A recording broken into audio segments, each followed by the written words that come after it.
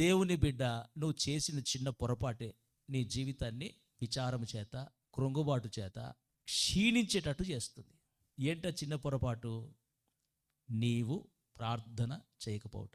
నీ కష్టాన్ని, నీ ఇరుకును బట్టి నీవు దేవునికి మొర పెట్టకపోవటను బట్టి. నా బదులు ఆమె చేస్తుందిలే, మేము ఎలాగున్నా సేవకులు చేస్తున్నారు లేదే అనుకోవడాన్ని బట్టే ఇంకా శత్రువు ముట్టడి, ఆ యొక్క శ్రమ, ఆ బాధ, ఆ విచారము, మనోదుఖము చేత క్షీణించిపోతున్నావు.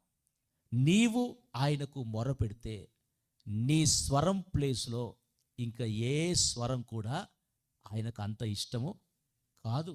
నీ స్వరమే ఆయనకు ఇష్టము. హల్లెలూయా, హల్లెలూయా. నీవు దేవునికి ఆ శ్రమలలో నీవు మొరపెట్టగలిగితే దేవుడు ఆ ప్రార్థన విని భూమి అట కంపించెను.